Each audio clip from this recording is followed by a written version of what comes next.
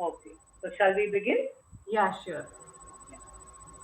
Yeah. Good evening, everybody, and welcome to a special session today. In fact, it is the first of four sessions for April, and this is our French Film Festival, Glimpses of Contemporary France. The films have been curated by Abhijeet Ranadive. Abhijit teaches and writes about cinema, visual art, media, and technology.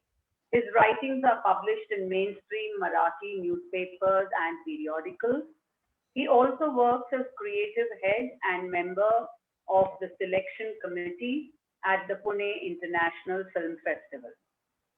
He has edited an art historical biography of the painter V.S. Gaisonde and selected writings of the painter Prabhakar Barbi. He has translated L'étranger, The Outsider or The Stranger by Albert Camus from French to Marathi to be published, and The Creative Circuit, a collection of essays on the visual art by the noted painter and theoretician K.G. Subramaniam from English to Marathi, again to be soon published. Thank you very much, Abhijit, for doing this for Talking Films Online. We extend a hearty welcome to you and over to you. Thank you. First of all, thank you for inviting me. I hope I'm audible to everyone. Yeah, you are. You are. Thanks. And it's great to be here because I see that you have sustained this activity throughout the pandemic, and that's quite a bit because I know a lot of people who had the enthusiasm. They started doing something about cinema when the first lockdown started, but then somehow keeping the pace and the momentum, that sometimes it becomes difficult. So I'm very happy to see that people have been doing this so regularly. And myself, I just love cinema, so anybody who's doing anything about cinema, I'm always happy to participate. So I don't have an idea about how much of French cinema people here have seen. I mean, I know that you have shown some French films before. Like, I think Persepolis was shown fairly recently, I think. Um, so a little bit about Agnes Varda before we start talking about this film. She's what would be called a French New Wave filmmaker even before the term French New Wave was coined. So she was making films kind of by accident. So she wanted to become a photographer, and so she was taking photographs and she was trying to figure out how to earn some money, how to earn her livelihood taking photographs and so on. When by accident somebody gave her, I think somebody presented her with a movie camera, and she kind of found some raw film footage, so some raw film stock, and thanks to that she made her first film. And at that time she didn't know that what she was doing was going to become revolutionary, because even people like Francois Truffaut or Jean-Luc Godard had not started making films when she made her first film. And since then she consistently kept making films of a very different kind. um, and she is considered very much a part of the French New Wave, although for various reasons, many people outside France, when they think of the French New Wave, it's usually, people talk about Jean-Luc Godard or François Truffaut, but Agnès Varda used to get talked about a little less before. But then eventually she won a lot of recognition, like even the honorary Oscar and things like that. So hopefully now I think her films are more accessible all throughout the world and so on. So this film she's made in 2000, and of course her film career starts in the 1950s. So by the time this film was made, she had already been making films for something like 50 years. And she went on to make a few films before she passed away a couple of years ago. And this film is in many ways also representative of her style, and also iconic of the period in which it was made. And so which is why I thought of started when we talked about the theme as glimpses of contemporary France. I thought of starting with this film. I'm always wary of starting with a documentary because I don't know. Some people have, I mean, different people have different attitudes about documentaries, and sometimes there are people who think that documentaries are for showing people facts, and so the documentary filmmaker has to remain aloof from the subject, and he has to only show objective reality without getting involved into it or showing himself or herself. Whereas Varda's style, as you can see it here, is the opposite of that. So she's very much into the film, and she's saying things to the people. We see her on camera, and she's always you can say talking about what she thinks, and even doing all kinds of what would say what seemingly frivolous things, I would say. So some people who treat documentary as very serious kind of filmmaking, they don't like that style.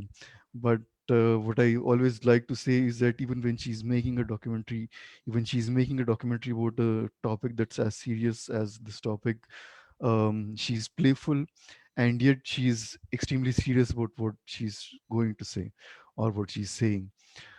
Even structurally, I find this film fairly interesting because, as you can see, she starts with the dictionary definition and also from classic paintings. Um, she also had a formal training in art history, and which I find very interesting because in many of her films, that eye for art and art history that she has comes across in very interesting ways, and which you see even here. Um, the other thing I like about the film is that she somehow seems to find the texture and the rhythm of everyday life, and she has a very good feel for that. She has also a very good feel for what I would say location or space. So every space that she chooses, and this is again this becomes very interesting or very important also in documentary filmmaking, because even when people say that you should just show the reality and you should be objective about it, I always say to students of cinema especially that even when a documentary filmmaker is showing you supposedly the reality, he or she is always choosing what to show you, and so she's making a choice, and the choice, it's a very conscious choice. I mean, you can always say that there are things that she's discovered, but yet there's a very conscious thought process behind what she chooses to show when she chooses to show it, and that's why even the structure of the film becomes important. So um, so we start with the dictionary definition and classic paintings, which show the fact of gleaning, what it means, and what people think of usually when they say what a gleaner or what a glaneur is. And then, of course, you see a very different kind of France, which is in the villages where people are actually gleaning potatoes and other agricultural produce from the harvest and so on. And which is again, so when you say glimpses of contemporary France, I find that very important to show because, again, I mean, I don't blame people for it, but when people say France, they have a very sort of a romantic idea. And, you think of many people when they think of France, they think of Paris and a romantic city and the city of love and Champs-Élysées and the crowds and the Eiffel Tower and this and that. So this France is very different from that kind of a very touristy idea of France. It's also very realistic, and it also shows you how the agrarian society has changed over the years. So roughly, if you look at the history, a little after the Second World War, so roughly in the 1950s, uh, the agrarian side. I mean, of course, because of the industrial revolution, people had already started flocking to the cities. But in the 50s, France really reached a point where there were more people living in cities than people living in villages. And so very often, uh, as it happens, when we think of a developed country, we think of it as a country of cities where there are a lot of urban dwellers, and most of the people are what we would call, they belong economically and socially, they belong to the middle classes. But here you see different kinds of people, um, and very interesting kinds of people. So, like the old lady who says that I was born on this farm, I was born here, and I'll die here. And she talks about how she used to glean as a child and so on. So it's these kinds of people who I think make the film very colorful, also very interesting, also, and also very as a very fascinating documentation of contemporary France. Um, so what I also like is is this sense of discovery that and which is very true, that as a documentary filmmaker, as Varda was making this film, I'm sure she didn't know beforehand whom she was going to meet. She just went to different places where she kind of guessed that gleaning would be happening, and then she talked to people who she found there and so on. And so it's very interesting to see because when she, as a famous filmmaker, I don't know if the people who talk to her actually know how famous she is. Maybe some of them do. My guess is quite a few of them actually don't have an idea of that.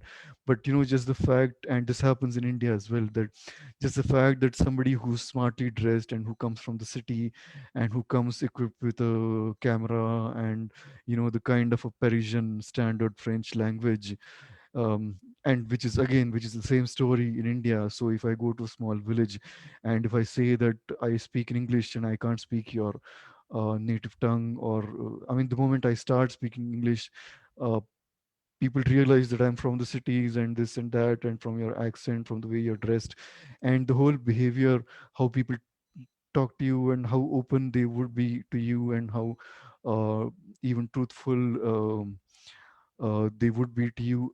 It all depends on that interaction. And I think Anis Varda has a real feel for the kind of people that she meets, and it's not just a question of empathy. I mean, she has empathy, but I think she really treats the subject and the people with a certain kind of affection even, and which opens people up, and you see the results in the documentary.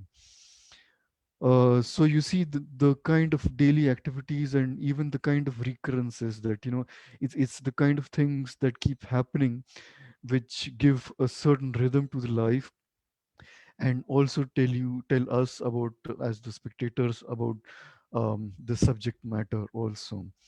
So that kind of a texture and that kind of rhythm is what I really loved about this film.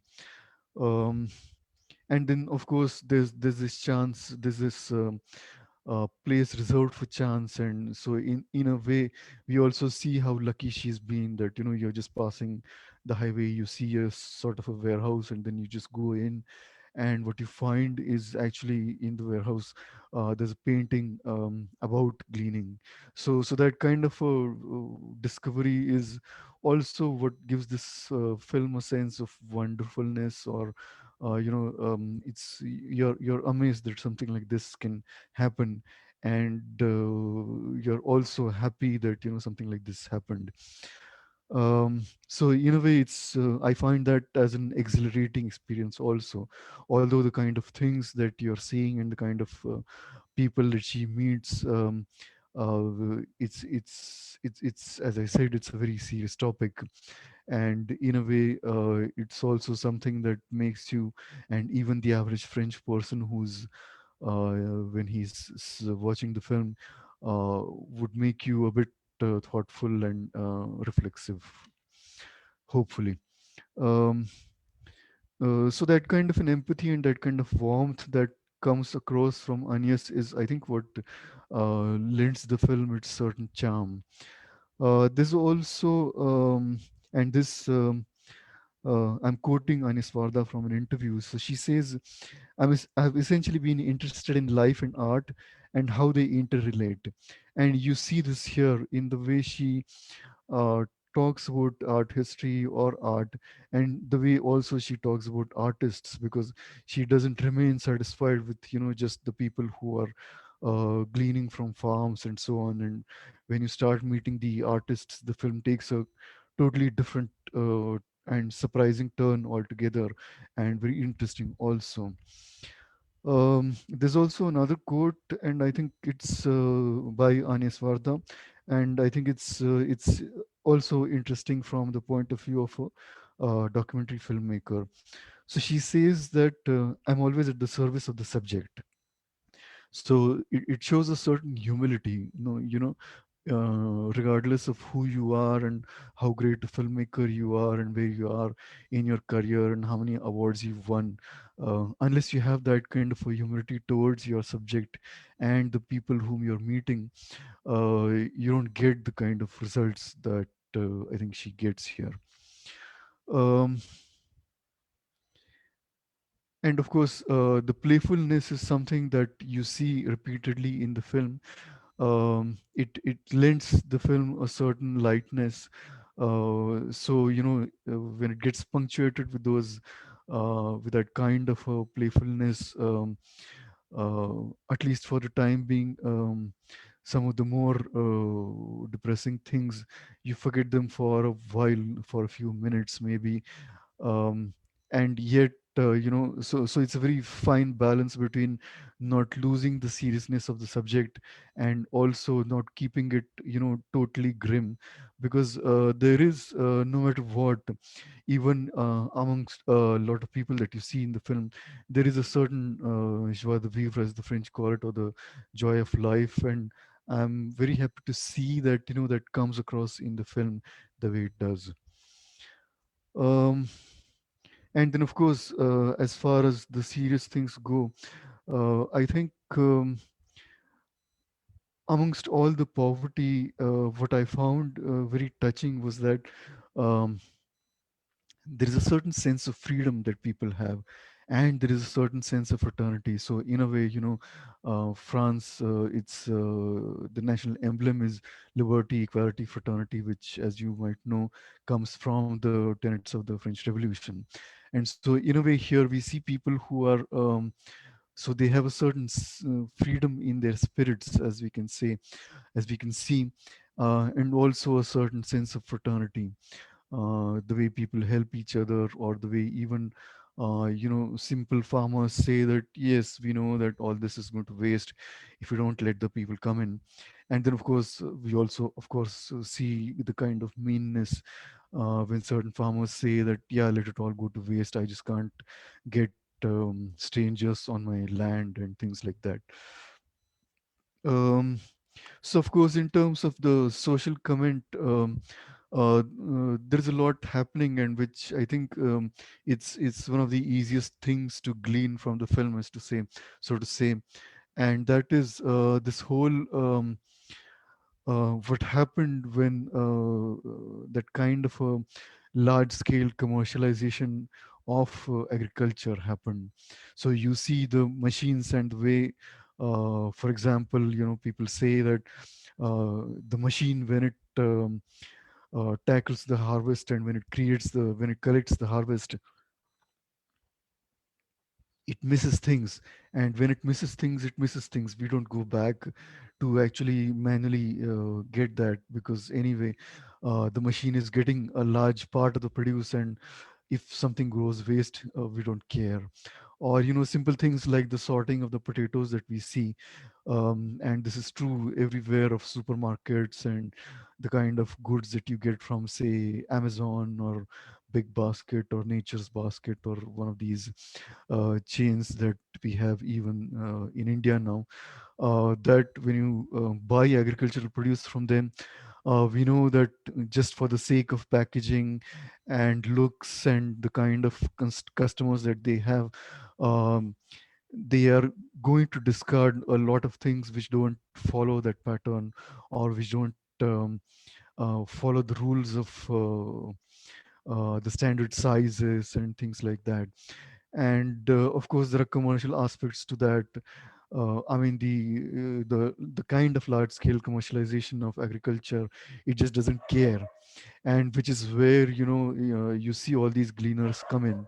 The other aspect, of course, is the kind of strict regulation that is mandated by supermarkets, or even the European Union for that matter, which says that if you have perishable goods, then they have to have expiry dates, and the expiry dates have to be very cautiously decided, so that there are no legal problems later on if somebody eats that produce and something happens. So we have to make sure that it is not spoiled. And so as a result, everybody is extra cautious. And so you see all these people even gleaning food from the trash cans of the supermarkets, where as soon as it becomes past its use by date or expiry date, produce that is perfectly normal, that is perfectly edible, you find it in the trash can, simply because legally, they're forced to do that. And then of course, that kind of commercialization also leads us to the um, kind of legal case that we see, for example, in the second half of the film, where you see the judiciary, you see the judge speaking, saying that I'm not evil, I'm not doing anything evil, my job is just to follow the law. And then you have these young people on the roads who say that all we were doing was collecting from the trash cans. And then you see the kind of legal tussle that results in that. It's also sometimes sad, but sometimes funny also, the way the whole system rationalizes everything. So, I found it very interesting the way you go back to the legal statutes and say that, France has always, for centuries, allowed people to come to farmlands. Uh, Even if they don't own the land, and as long as you follow certain rules, uh, it's okay, you have a legal right to actually go and collect the farm produce. And at the same time, you have the other legal expert who says, from Paris, who says that standing in front of the trash cans, that yeah, the gleaning law doesn't apply here, but then what applies here is that as soon as, by the legal statute or by the penal code, as soon as something is thrown in the trash can, nobody owns it, and therefore you can legally you can actually collect that, and so on. So it's these kinds of things which are kind of show you a very Cartesian side of the French society, where it is very rationalized. And even the kind of activities like gleaning, they try to rationalize that, and uh, argue and respect meanings and things like that. Um the other thing, of course, that comes across is also the science of it, in the sense that there are these small touches that I find very interesting in the film. So for example, there's this artist who goes and visits people's houses and what they've thrown outside on the roads and so on. And so, the municipal corporation actually produces a map saying that these are the places where you can throw things. And then he reads the map the in a reverse way, which is that the places which people use to throw things legally are the places that I use to collect things. So in a way, his reading of the map and a common citizen's reading of the map are reverses of each other. So these kinds of touches are what I think lend the film its uh, curious kind of or intricate or uniqueness, I would say. And then there's also, talking about science, there are also things like, so if you are going to glean oysters, then you have to study the tide tables, and it's again a very rational way of doing things. And you find it a little interesting and a little amusing.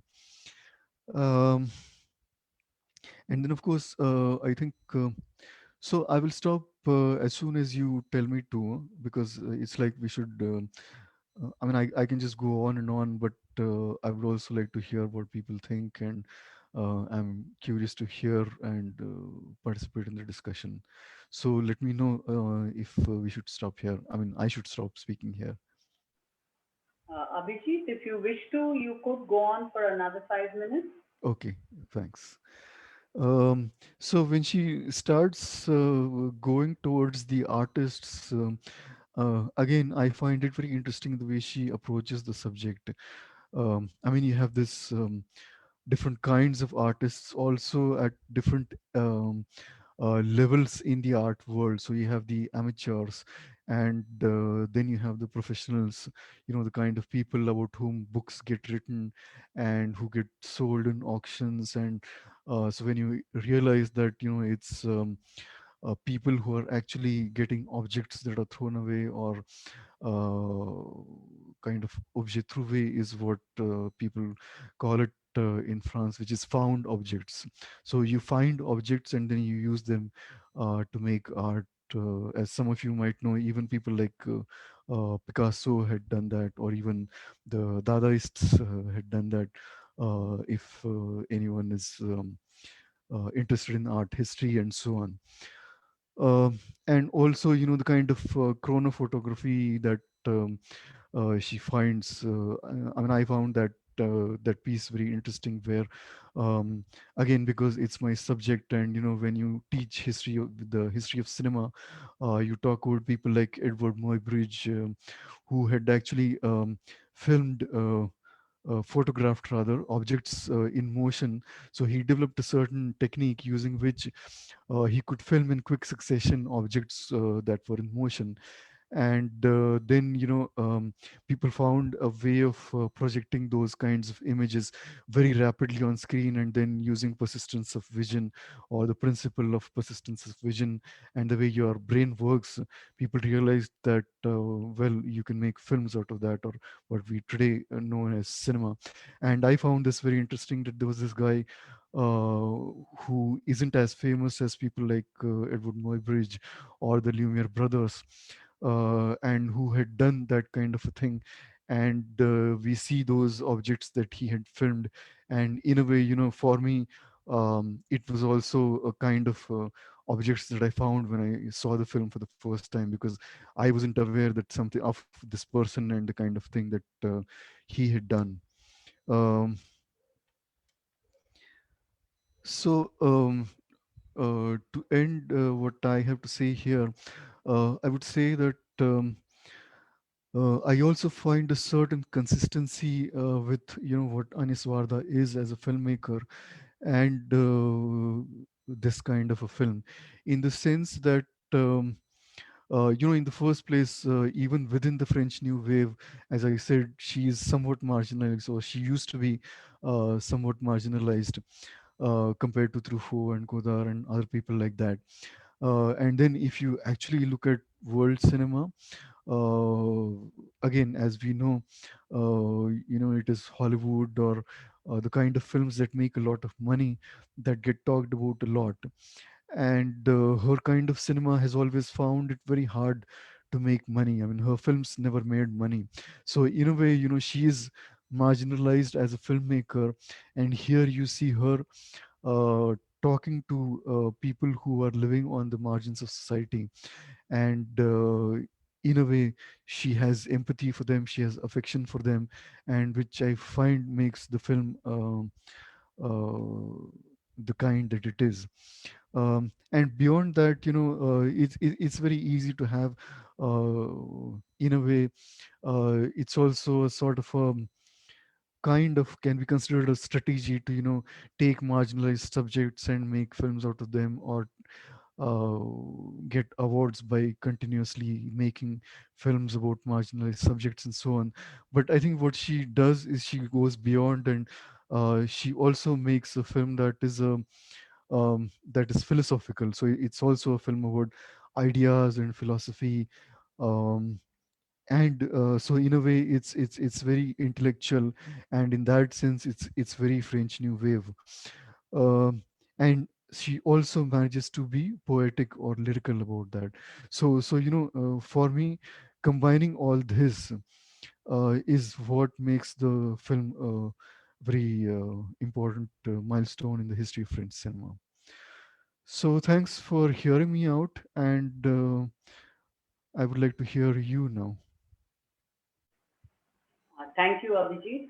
Thank you very much for that nuanced analysis of this wonderful documentary. It's now open for discussion. Anyone who would like to step in at this point? Yeah, can I say something, or is this Yes, something? yes. Yeah, what I find very interesting, and especially because you said the idea of marginalization and all that, uh, the idea is also from the Bible, when you have the book of Ruth, right? And the gleaners coming in, and that's the I think I learned that word from Keats's Autumn and the book of Ruth, right? So the idea is to keep this little bit for the marginal, right? So Yes. I found that very interesting, because I don't know whether religion operates anymore in France, but this little bit of some biblical gleanings may be important for us, right? Yes. So that's one.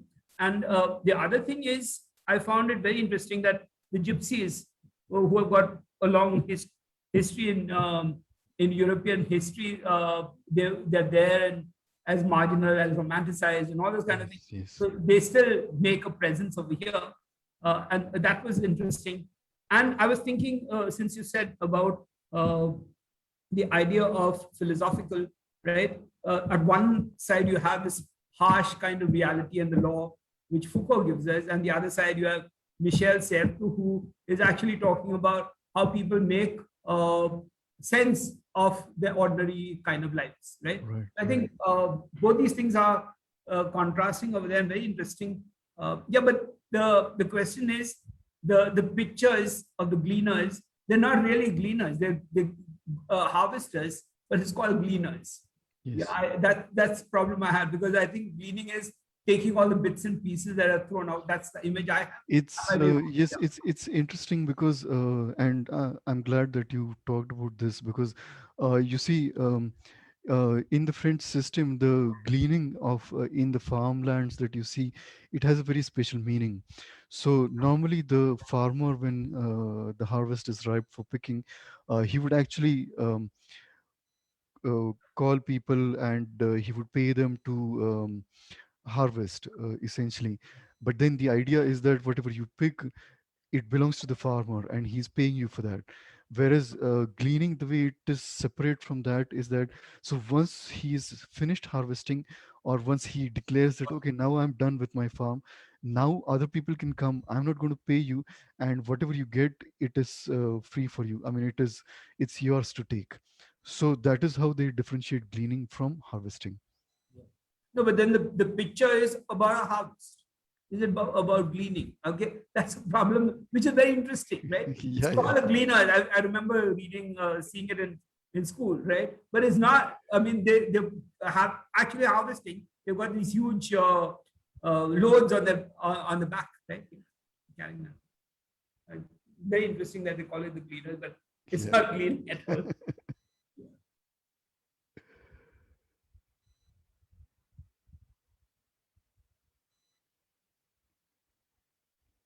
And so it's also, I forgot to mention that, but it was also very interesting to me, when this person who's obviously he's educated and he turns out to be a theoretician of psychology, and he's making his own wines and things like that. Suddenly you see his wife and she calmly mentions in passing that I was psychoanalyzed by Lacan. Yeah. So those are the kind of discoveries that you make by chance, and I was amazed to see what kind of things actually Varda found. I mean, I have no idea whether before she visited these people she knew that this lady had been psychoanalyzed by Lacan or not, but as a spectator, at least, I, I found it very interesting. Yeah. Anyone else? Yeah, just one brief comment regarding Hmm. that scene, because that is Nadine. She is the wife of Jean Laplanche. Jean Laplanche is a big psychoanalyst, and he has been in the company of all these great psychoanalysts like Lacan and other people. So that may not be something very surprising, Okay, because Jean Laplanche has done a lot of work, and he has a lot of books which are highly appreciated in the field of psychoanalysis. okay. So he's a great philosopher and psychoanalyst.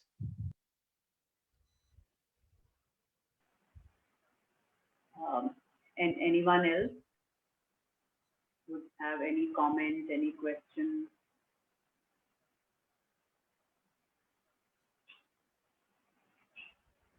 Yes, Rajan, you want to continue? I'm sorry, no, no. Let's. Okay, okay. Swarnavel, would you like? Yeah, Yes, Swarnavel. yeah, Yes. yeah. Oh, yeah, yeah. Oh, thank you. Thanks a lot. First of Thank you. all, for bringing this film, and then you talk about the film. We are framing, setting up the film for us. Thank you, Abhijeet, and thanks Rajan, for comment, and also Sanjay. Um, yeah, I mean, that in a way, I mean, as you pointed out, it's more like gleaning as a metaphor. We can think of in this film, because it's also reflexive about our own life as an artist. Getting this digital camera, then scavenging material to organize our art.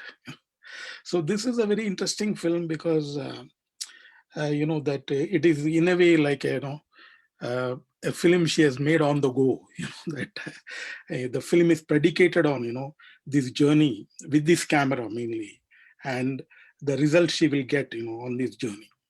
And that is what she is talking about when she says that I threw away whatever I had, the ideas about cinema, and I started afresh.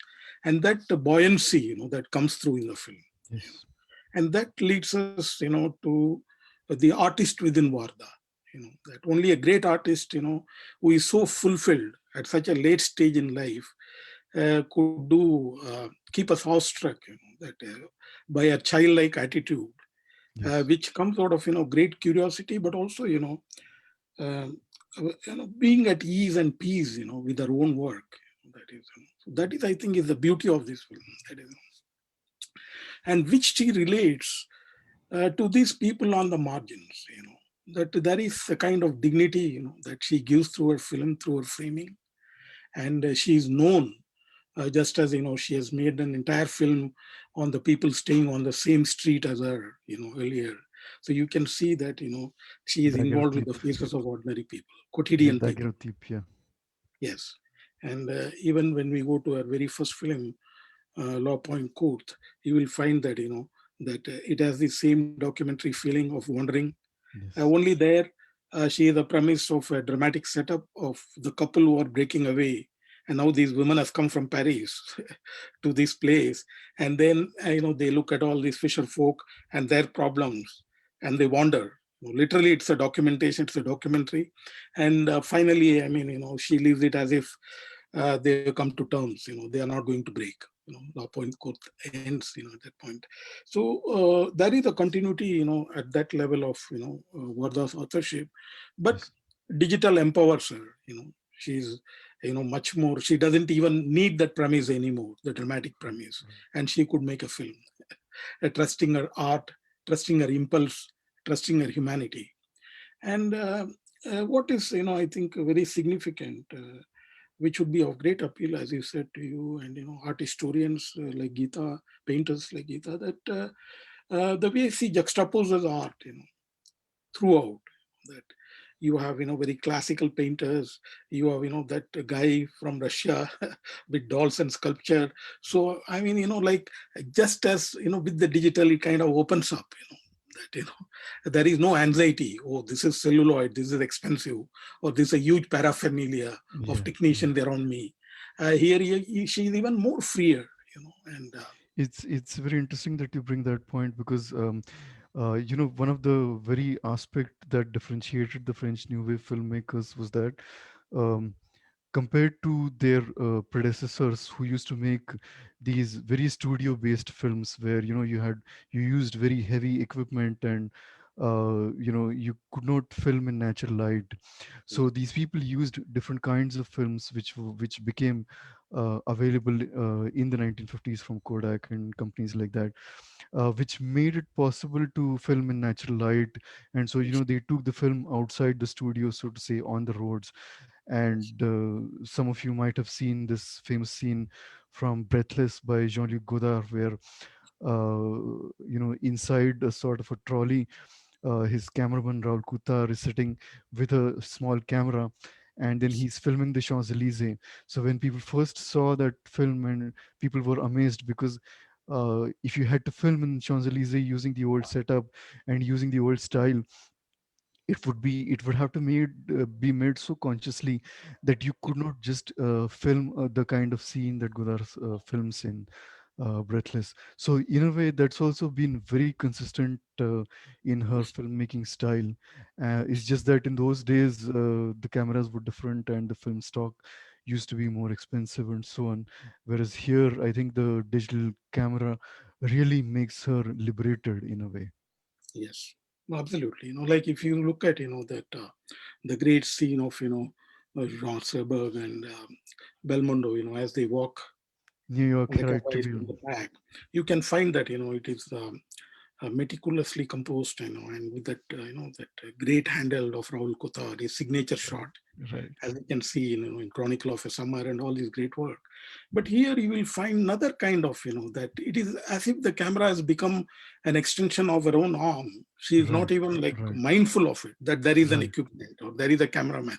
Yes. For instance, that great reflexive sequence when she suddenly announces, "Oh, I forgot to switch off my camera," and then she kind of celebrates it. That Yes. Yes. uh, uh, just once, she celebrates it by framing the truck in front, and you have her hand, and then that even that has many layers. Suddenly you find in this what has made this digital camera and its affordances possible is also has also led to this globalization and this highway and this supplies and management chain, Right. Right. where you have the other side of the waste.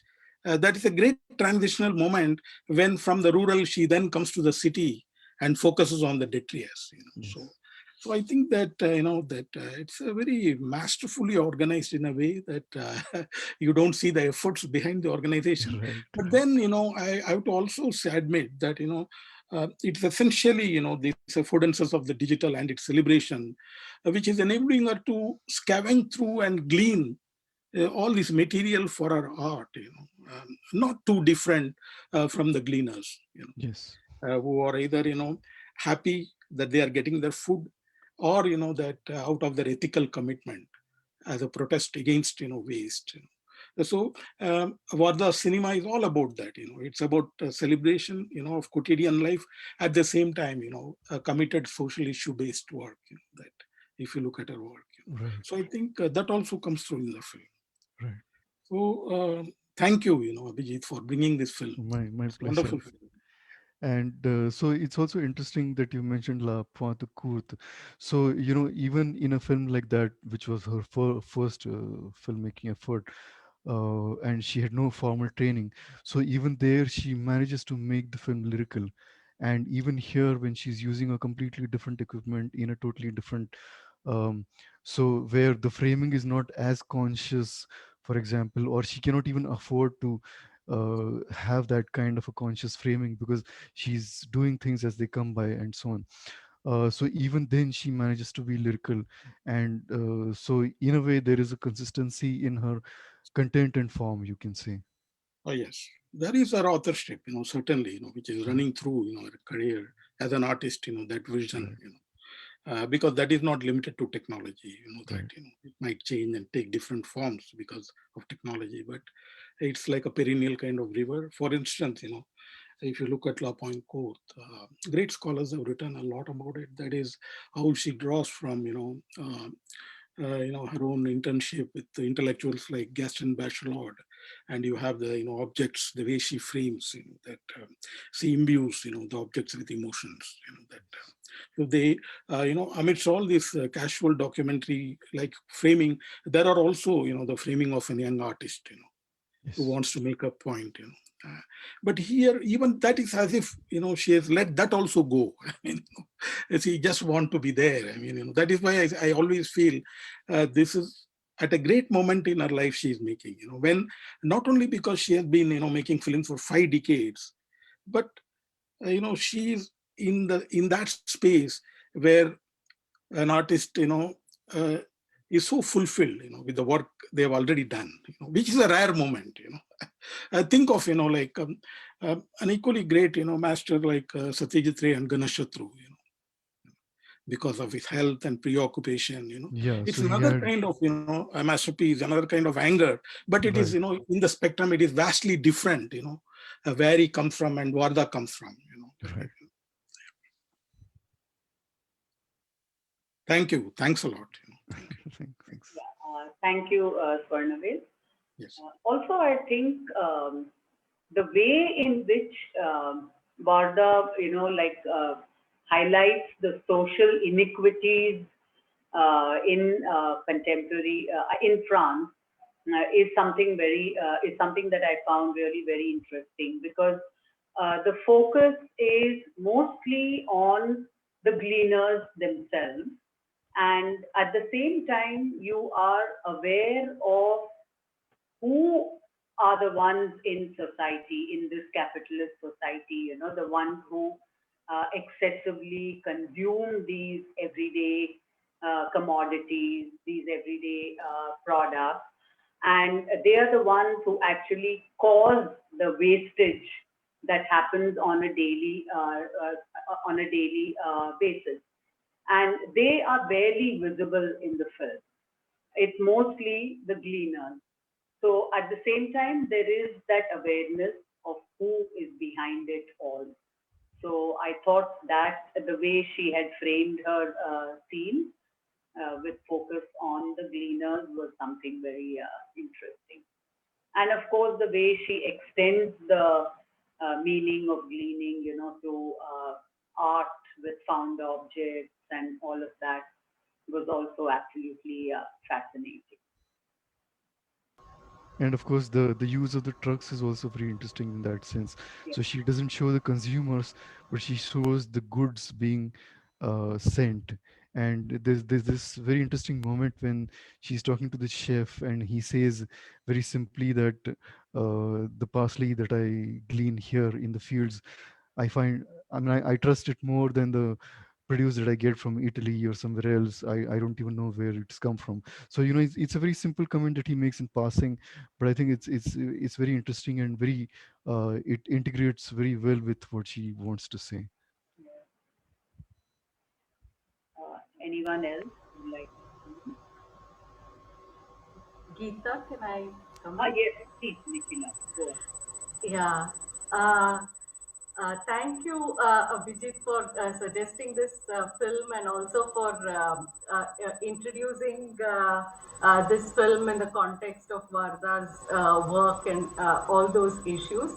For me, the entry point to this film was the term gleaning itself. I mean, as academics, we generally have a set of favorite vocabulary. I think in teaching, in writing, I'm sure I have used it several times myself, and all I knew was that sense of the way in which one uses the term. So to look at the term from art, as you said. So I found that there is an art. An angle of art, an angle of ethics, because people are also talking about the ethics of modern society and what is happening to food in modern society. There's also a politics um, to this, and even a sociology of so-called waste in this film, and what is discarded, by society as unwanted. So the kinds of transformations and the politics, ethics, and art of this transformation, I found very, very fascinating in the film. Also, the range of meanings that something like gleaning gets in this film, from scavenging, foraging, picking, and of course gleaning, and probably even stealing. So this range of meanings that kind of comes through in the film. Also, what worked very well for me, and after watching the film, I looked back at the title, and that I was so important. The Gleaners and I. One would could have watched this film as any documentary, with voiceover, like God's voice, in third person, and the experience would have been so very different. There she is, like we're almost discovering, with her sense of surprise. I mean, her subjects are remarkable, but then we're also seeing why they are remarkable through her eyes. And that I found was very, very interesting. I mean, the kind of people that she's bringing to us through this documentary, people whom we might not associate with something called gleaning or foraging, particularly in urban areas. The teacher, for instance, I think he's a Yes, French yes. teacher.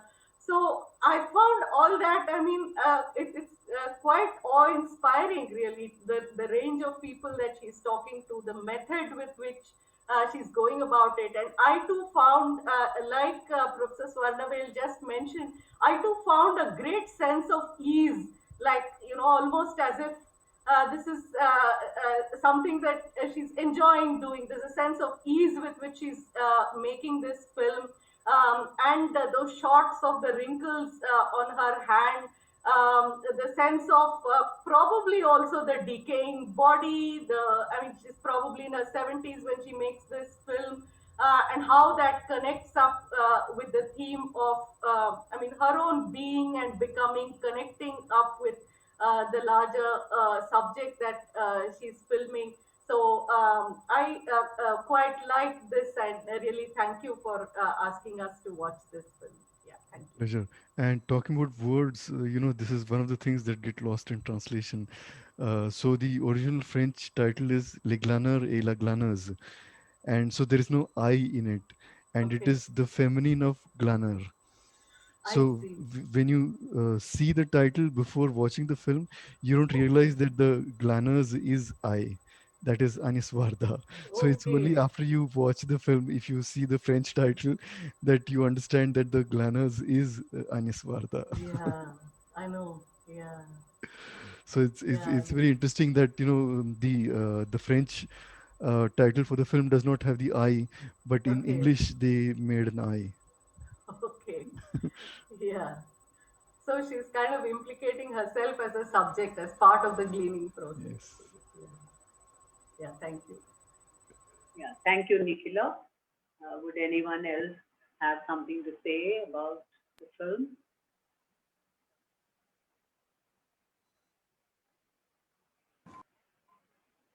Yeah, yeah, Jayantu, please go ahead. I really will not add much to whatever has already been said. I would just like to draw everyone's attention to the fact that although this film came rather late in her career as a filmmaker, she's been doing precisely this from the very beginning almost, and something which was kind of codified into what became the principles of the French New Wave. Um, Although she was making films in the documentary style, but even fiction films later, under the French film wave, they followed certain principles And therefore, although she did not technically belong to the new wave, she is included and yet not included. Like she's sometimes included with the left bank movement and all that, with people like Chris Marker and Right. Alan Rene and Alain all René, these people. yes. But she's also very much a part of she's a kind of a mother figure for the French New Wave. And the things that highlight that: never use professional actors, uh, mostly a handheld camera should be used, and it should not be enslaved to what has been called as the tyranny of the script. So all these things we see that she's making happen as she goes by. She is And of course she's an author in the sense of the she author she theory. and that's sort of drives them, the whole notion of the author, and that she is the complete master of the medium, that subject that she has chosen, although she has acknowledged in all humility that in making a documentary, the filmmaker is always indebted to the subject. It's not the other way around. And later on, the same principles in a different way, we find that filmmakers like Lars von Trier and all that, Dogma 95 and all that, Yes, they yes. do the same thing.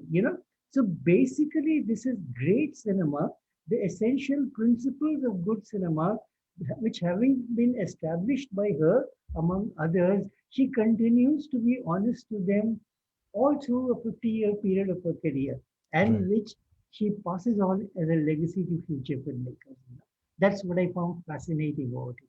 Other than a very, very colorful personality dressed in purple, which she said that later on, as one becomes older, and so the fascination with the physicality, the corporal nature of one's existence, the wrinkled hands, you know, and that Yes. is when we are talking about, you, I think, said Abhijit, that she looks at the camera as something like a mere extension of her hand itself.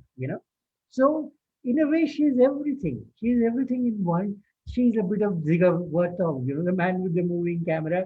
All these things that you have material strewn all over you, all around you, and then you give it a shape as you go along.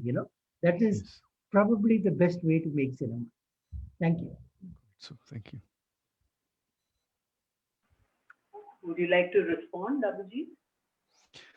Yes, in a way, what he says makes perfect sense because uh, it's very fascinating to see, if you see, if you study the evolution of the French New Wave. So people had started theorizing already, but she started making films before people even realized that, the kind of theories that we are talking about, she's already putting them in practice.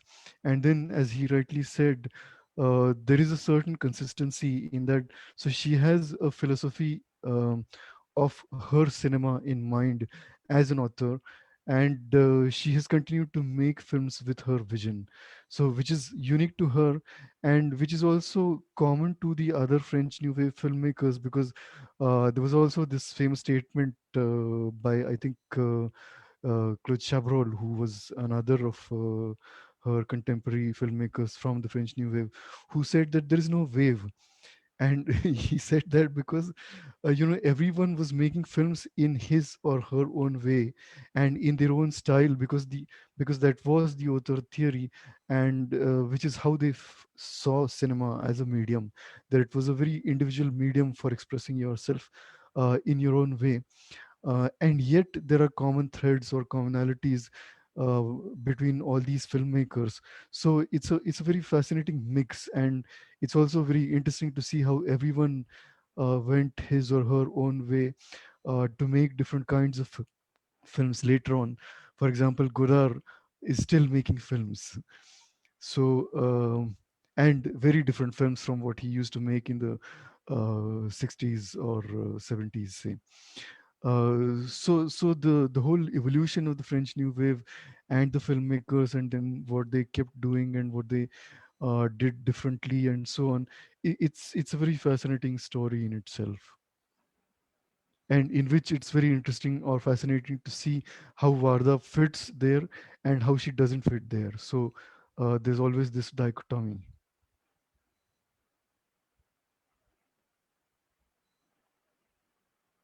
Is there an audio problem? Can you hear me? Yeah, now we can. Okay. Would anyone else like to step in?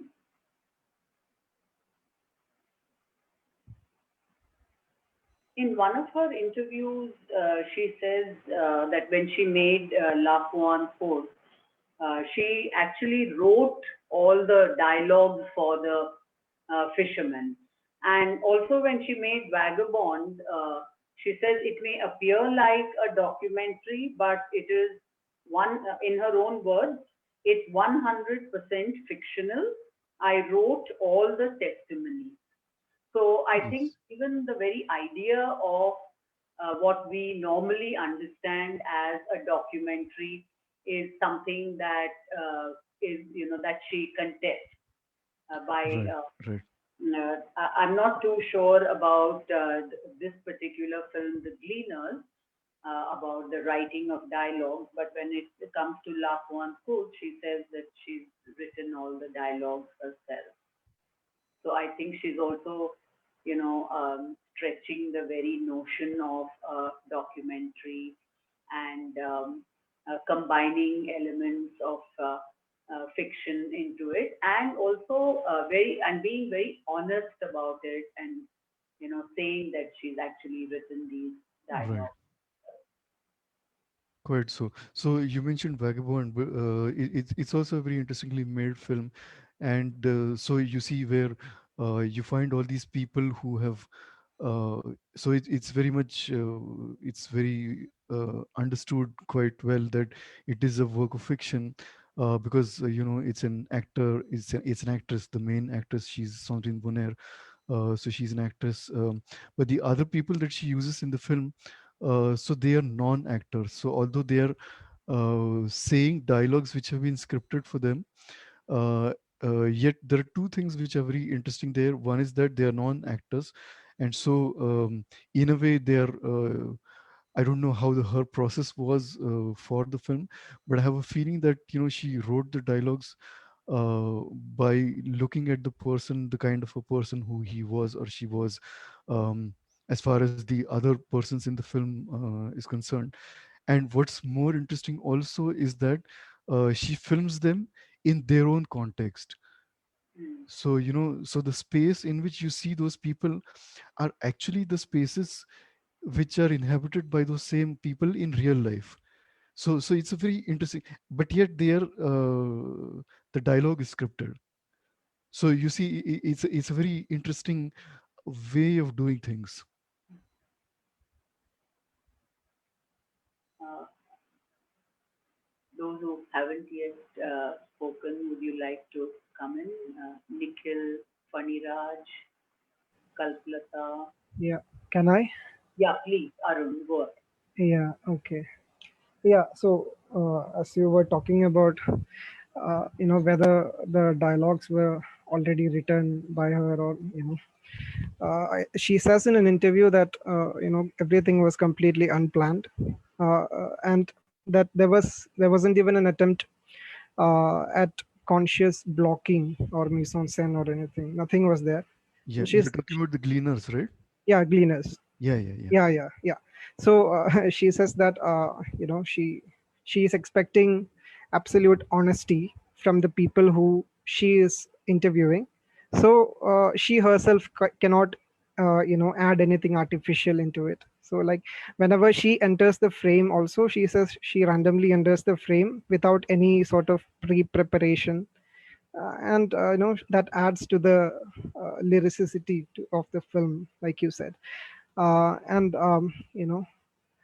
yeah, so going back to that scene with Jean Laplanche, that psychoanalyst. So uh, he says, she asks him about what is his theory of alterity and all, and he says that it's like she constructing the self by starting with the other, right? something like that. So I think that is exactly what she is herself doing through the film, Right, right, right? very much so. Yeah. So she herself is doing that, and like I liked how much she enjoys playing with the camera. Yeah, She is very playful with it, and uh, there is some deep contemplative moments where she looks at her aging skin, aging hands, and that's very reflexive. Yeah. And yeah yeah, it's not really common for documentary filmmakers to actually appear as a subject. Usually they are they are behind the camera as a uh, narrative voice. If you're There are people like Michael Moore and all, but usually people are behind the camera. uh, and I felt this was very humane documentary, how she handled uh, her subjects. And it reminded me of this documentary by Werner Herzog, Grizzly Man.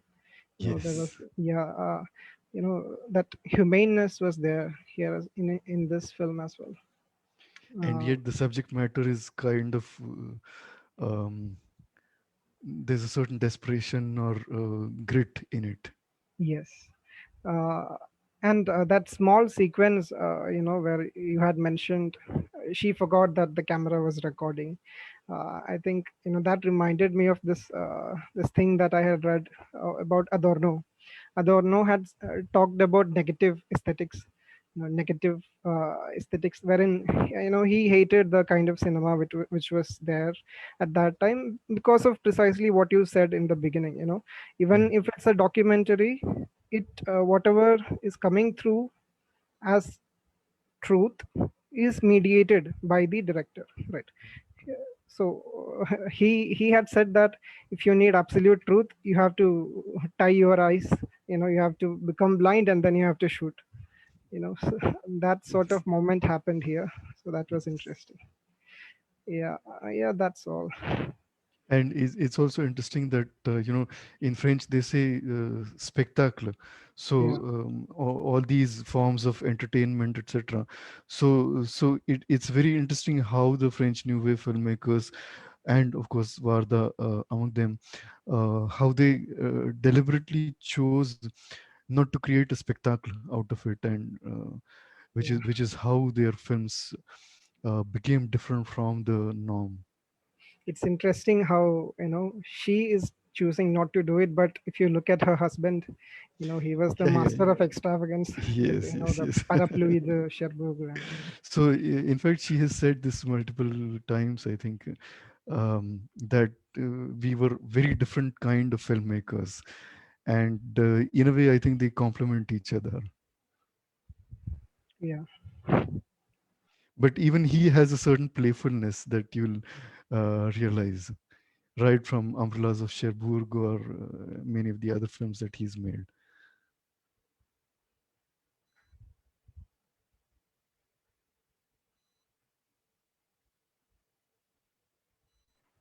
Okay, thank you, Arun.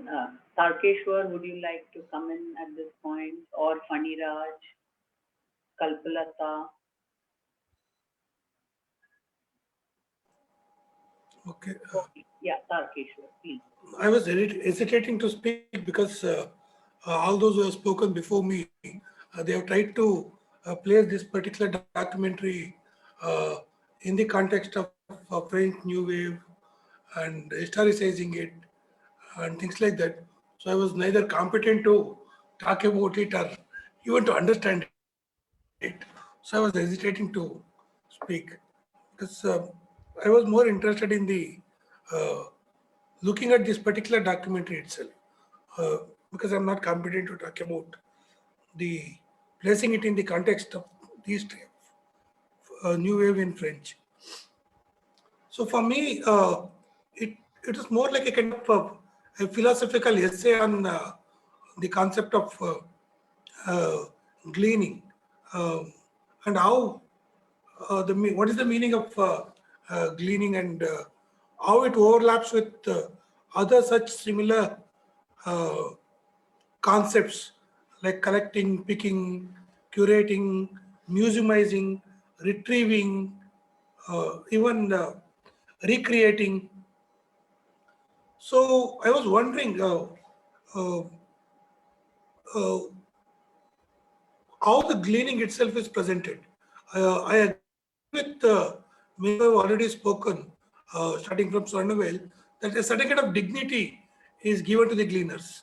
So, how it happens, already people have spoken about it for me, but I was also thinking aloud in terms of is it presented as an artifact? The gleaning is an artifact because it starts with painting and how it comes out in painting, how it is exhibited in museum and things like that. And or when she's interviewing people and trying to see how it was earlier, uh, as a kind of memory, nostalgia, a past, which needs to be preserved, which is no more now. And but she's also talking about how this practice of gleaning is getting transformed and also disappearing. So earlier women used to do that, now men are doing it, and mostly it used to happen on field. Now it is happening in the city, outside the mall. So how it is and getting transformed? and She's trying also to mostly it is happening in group. It used to happen in groups, whereas now it is uh, mostly individuals. So the individually. juxtaposition Yeah. is very interesting. So the disappearing or transforming of this marginal lifestyle, if you can call it as a marginal lifestyle. So earlier it was sanctioned morally, conventionally, because after the harvest, allowed things like that. Now there is a question of legality when it comes to the city, and the question is, are we trying to preserve this lifestyle, or are we trying to wonder the kind of transformation it is happening and how to deal with it now? Should we deal with it morally or with legal things? So it contemplates on all these issues, and also in the question of balancing the production and consumption. So earlier, a kind of view existed uh, where we not only uh, thought about I, but also about others. So this dialectic between I and others, how do we live together? So now there seems to be a kind of concentration on the self, and is there a place for the other? If we have to give the place for the other, how or what kind of relationship in which we need to exist with them is something that I think uh, the documentary is trying to focus on, and also the question of the discarded, the refuse, uh, how far it is discarded, how far it is refused. It is also useful. It also has a right to live, a right to exist, a right to be useful. So this refuse to useful, uh, and then the gleaners by choice, gleaners as a product of structural inequality, both come together here. And in terms of the kind of the way these issues are structured, the documenter being documented, how she enters the frame, that has been spoken about, the camera turning towards herself, especially the another hand of hers. So, and then all these uh, notes on gleaning or pictures of gleaning or images of gleaning are woven together through a kind of voiceover, an authorial voice, which tries to structure the entire narrative, I think. So, in that sense, it sounded like a kind of, as many have pointed out, a lyrical philosophical essay on a particular concept and its many shades and its transformations. So, thank you for this suggesting this film to be watched, and also for the entire discussion. Thank you. Thank you. Yes, I found a couple of points in what you said very interesting, in the sense that um, is the society trying to preserve the art of or the uh, gleaning as an act, or is there another angle to it? And I think it's the film works as a sort of a social critique, simply because uh, it's trying to say almost as if gleaning exists today because there is an imbalance between production and consumption, or because there is a structural problem between the classes. So there are people like the kind of people that you see who are living out in these open areas, and like that guy who points to the tap and says, this is our water, and I'm divorced from my wife, and I haven't seen my children, and things like that. So um, it's in a way, it exists today because of the structural imbalances within the society, is what I think the film is trying to say. And yet trying to say that lyrically is where I think it triumphs. Uh, Thank you, Tarkeshwar and Abhijit, for your response. Uh, so we have, I think, Faniraj and Kalpalata. If you would like to add to the ongoing discourse, you could come in now.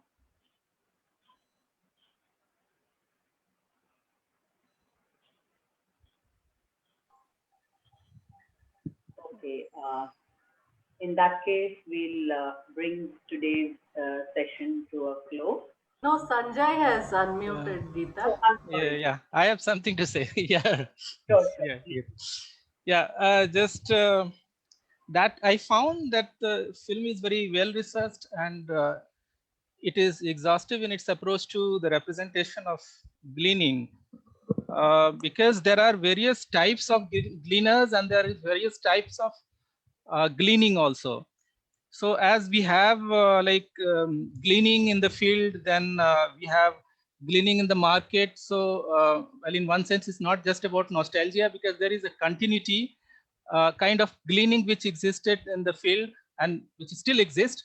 But at that time, when there was less use of machines, there was the possibility of leaving grains, or like in this case potato, when the human hands are picking up at the time of the harvesting.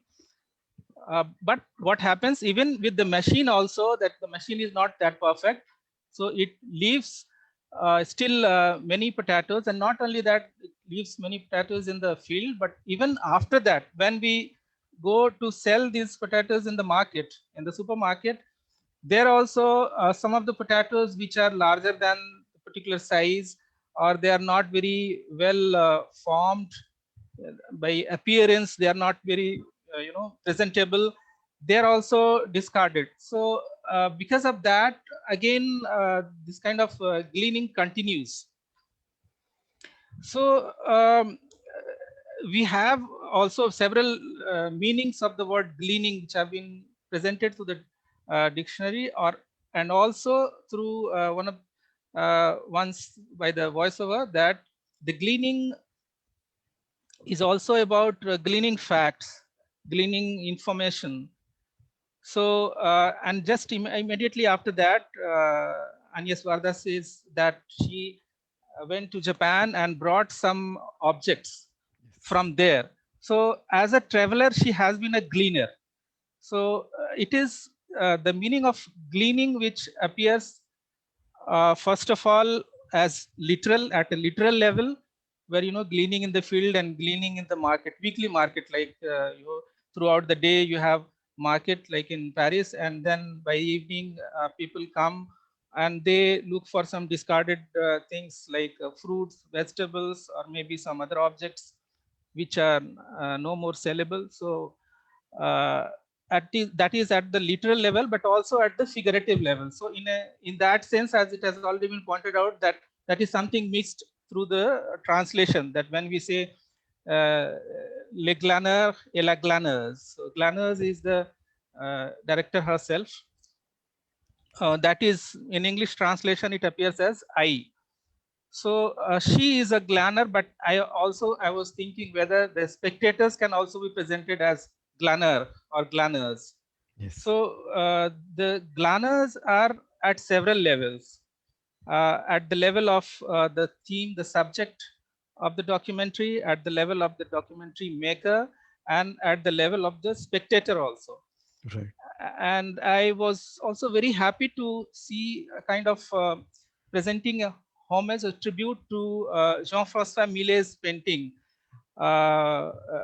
because it was, when the painting was presented, it was not very much appreciated by the bourgeois, because that reminded them of in some of the articles, like for example in the right-wing newspapers, Le Figaro, and they compared it with uh, the reign of terror in French Revolution after 1793, and they saw as a dominance of the proletariat, because what happens in the painting of Les Glaneurs, Des Glaneurs of Jean-François Millet, that in the foreground we see these gleaners, and in the background we have also somebody who is directing the work, and also the harvesting is going on. So the three women are there in the foreground, and two are bent completely. One is slightly raised, okay, still trying to pick up something. So other than the homage to the painting of Jean-François Millet, there are other painters also. So what is basically is the present representation of gleaning. So representation of gleaning happens at different levels. She is herself representing gleaning as a director, as a documentary maker, but gleaning is also represented through the people who already did some kind of gleaning in their childhood. Now they are already grown up, they are aged, and they are talking about this experience. So for them, maybe it's a kind of nostalgia, as Tarakeswar was saying, but it can also be like kind of continuity in our capitalist society, where we are, as consumers, we are wasting a lot of food, for example, which could have been used by the people who really need them. So on one level, we see there is overproduction and there is a lot of wastage. And on the other hand, there are people who could have used them, who could have eaten them. They don't have enough food to eat. So all these things are represented in the film. So in that way, I found it is very well researched and exhaustive in its approach. But at the same time, um, it was also, as it was said by Tarkesu, that is philosophical essay. So I was thinking about Montaigne already, because at least at two levels, two elements which are present in the essays of Montaigne, which are characteristics of the essays of Montaigne, that is the presence of the self and digression. So these two things, at least, I don't know about other elements also which are present in the documentary, but there is a presence of self, obviously, about which so many people have already talked about, so I don't have to talk about it. But there is also digression. So what happens that sometimes she is asking about a couple who is sitting there, and they're talking about how they fell in love with each other, how they are living as a couple. So in a sense, this is exactly what Montaigne does in any of his essays. It's something typical of Montaigne, his writing style, that he talks about his own life here and there, and that is how even people who are interested in the life of Montaigne, they have to gather from his essays only. And secondly, there is digression. Digression will be there because it is supposed to be a kind of loose form essay as a style. What here she does is that uh, here and there are digression. Very, though it's a very well knit, very that way, but here and there we find digression. But again, she comes back to the subject. So it's a kind of some kind of diversion for the spectators, and at the same time, it maintains seriousness also of the subject. So I found that style very appealing, very fascinating. So thank you very much for choosing this extraordinary and very memorable documentary. Thank you very much. Very happy to hear that. And so you mentioned the part where she comes back from Japan, and I found that piece very interesting again because you find these Rembrandt self-portraits there, and then as you might know, um, so Rembrandt kept making portraits of his own, that is self-portraits, at various stages of his life, and so you have also self-portraits which are made just before he passed away. So he's a very old man in those portraits, and so she's looking at them, and then eventually we see her looking at herself as an old woman, and with the wrinkles and so on. So there is that connection between Rembrandt self-portrait and her doing a self-portrait as an old woman.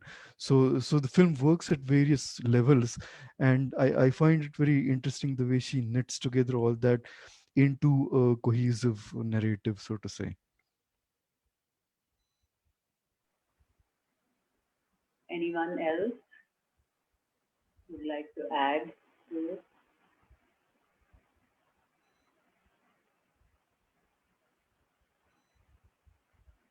Uh, okay. So, Nikhila, shall we end this session? Yeah, I think if Paniraj sir, Kalpalata uh, have nothing. Yeah, go ahead. I think Kalpalata can go ahead. She's unmuted herself.